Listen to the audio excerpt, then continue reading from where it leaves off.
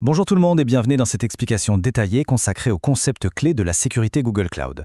Pour décrocher la certification Cloud Architect, la maîtrise absolue de la gestion des identités et des accès, c'est littéralement non négociable.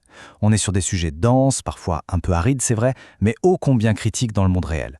Alors pour rendre tout ça limpide et bien ancrer les concepts, on va filer une métaphore tout au long de cette analyse.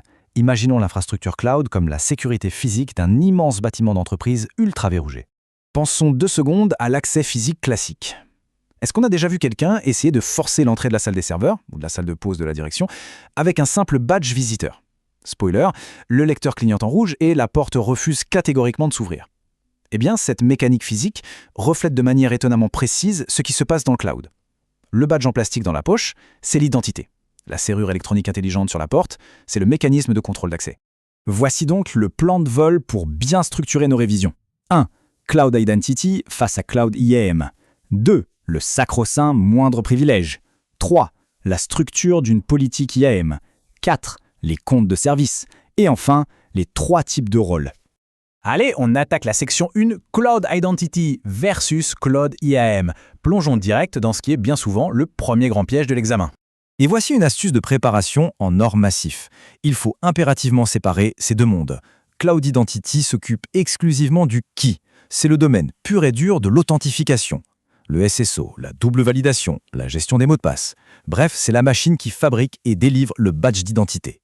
De l'autre côté, on a Cloud IAM. Lui, il gère le quoi. C'est l'autorisation. Ce sont les contrôles d'accès stricts basés sur le poste de la personne. Pour garder notre métaphore, ce sont les fameuses serrures électroniques placées sur chaque porte du bâtiment. D'ailleurs, cette séparation illustre à merveille le super classique modèle de sécurité dit AAA. Toujours avec cette salle ultra sécurisée en tête, ça devient super logique. L'authentification, le premier A, c'est le moment précis où le lecteur scanne et valide l'existence du badge. L'autorisation, le deuxième A, c'est la serrure qui check le niveau de privilège pour décider si la porte s'ouvre ou non. Et enfin, l'accounting, l'audit quoi. C'est notre équipe de sécurité qui enregistre scrupuleusement la tentative dans un registre central. Surtout s'il s'agit d'un gros échec d'accès à une zone restreinte. Chaque mouvement laisse une trace indélébile. On passe à la section 2, le moindre privilège. C'est l'heure de voir les philosophies de base qui dictent exactement comment configurer toutes ces serrures. Ces deux concepts, le moindre privilège et la séparation des tâches, ce sont littéralement les fondations de toute architecture digne d'à ce nom. Le moindre privilège, c'est super simple. On accorde l'accès minimum absolu pour faire le job et rien d'autre. Et pourquoi c'est si critique? Imaginons une attaque par phishing. Si un développeur n'a que des droits de lecture sur un environnement de test, le vol de son mot de passe ne permettra jamais aux hackers d'aller raser la base de données de production. On limite la surface d'attaque. La séparation des tâches vient renforcer ça en s'assurant qu'on ne donne jamais toutes les clés à un seul individu pour un processus vital. Mais attention aux dangers silencieux qui menacent tout le temps, la fameuse dérive des privilèges ou privilege creep. Prenons un collaborateur présent depuis des années. Il change de service, aide sur un projet temporaire, prend du galon et accumule plein d'anciens droits qui ne sont jamais, au grand jamais, révoqués. Résultat, au bout de 10 ans, ce développeur a virtuellement les clés de tout le bâtiment. C'est une violation frontale du moindre privilège et un vrai cauchemar de sécurité qui nécessite des audits automatisés et redoutablement réguliers. Troisième point, la structure d'une politique IAM.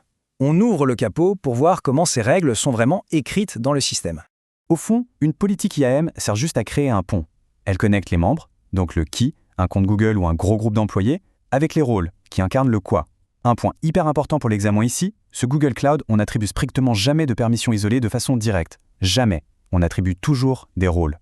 Un rôle, comme admin d'instance par exemple, c'est tout simplement une grosse boîte préemballée contenant des dizaines, voire des centaines de permissions logiquement regroupées. C'est le seul moyen de garder un système gérable à grande échelle. Bien sûr, pour avoir l'image complète, il faut comprendre le où.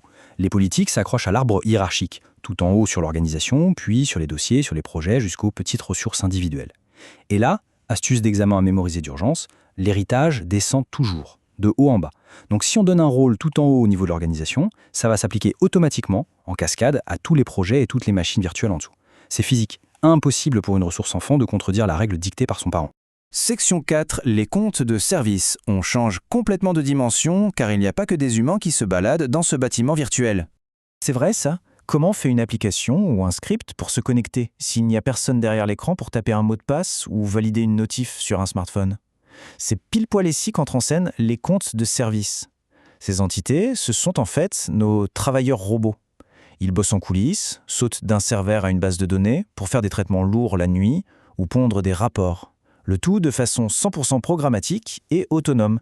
Ces fameux travailleurs robots ne s'embêtent pas avec des mots de passe, ils utilisent des clés cryptographiques super complexes pour s'authentifier. Mais alors attention, gros drapeau rouge pour l'examen à ce stade. Il ne faut absolument jamais utiliser le compte de service Compute Engine fourni par défaut pour des applications en production. Pourquoi ? Parce qu'il arrive par défaut avec un rôle d'éditeur beaucoup trop permissif sur tout le projet. C'est carrément comme donner le passe-partout universel à l'équipe de ménage. Pour bétonner la sécurité, il faut obligatoirement créer de comptes de service personnalisés sur mesure pour que chaque robot ait juste l'outil nécessaire à sa mission. Allez, 5e et dernière section, les 3 types de rôles. On termine la mécanique avec les fameux niveaux de badge qu'on a à notre disposition. Tout cet écosystème repose sur 3 grandes catégories de rôles qu'il faut vraiment bien distinguer. En 1, les rôles primitifs, propriétaires, éditeurs, lecteurs. Honnêtement, ce sont des dinosaures des débuts du cloud. Ils sont aveugles, trop globaux et jugés hyper dangereux aujourd'hui. En 2, à l'opposé, on a les rôles prédéfinis. C'est le must. Gérés et cajolés par Google Cloud, ils offrent une précision chirurgicale pour un service précis, du genre admin de base de données Cloud SQL. Et en 3, on a les rôles personnalisés, qu'on fabrique à la main de A à Z quand vraiment, mais alors vraiment, aucun rôle prédéfini ne correspond à un besoin hyper spécifique de l'entreprise. Et s'il n'y avait qu'une seule règle absolue à graver dans le marbre pour passer l'assertif haut la main, c'est celle-ci. On privilégie toujours, sans exception, les rôles prédéfinis. On oublie les primitifs. Le prédéfini, c'est la seule route validée pour garantir le moindre privilège, tout en laissant Google se charger des mises à jour de sécu. Quant au rôle personnalisé, c'est uniquement en tout dernier recours. Ça demande un boulot monstre de maintenance et d'audit manuel, donc on évite tant qu'on peut. Pour boucler cette analyse, voici une petite réflexion pour lier tout ça au monde réel. À quand remonte le dernier audit du cloud pour s'assurer, avec certitude, qu'aucun travailleur robot mal configuré ne se balade librement avec les clés maîtresses de toute la boîte. Bien assimiler ces concepts du qui, du quoi, du où et comprendre finement la séparation des tâches, c'est l'assurance d'avoir des fondations ultra solides pour tout casser à l'examen Cloud Architect. Bonne préparation à toutes et à tous.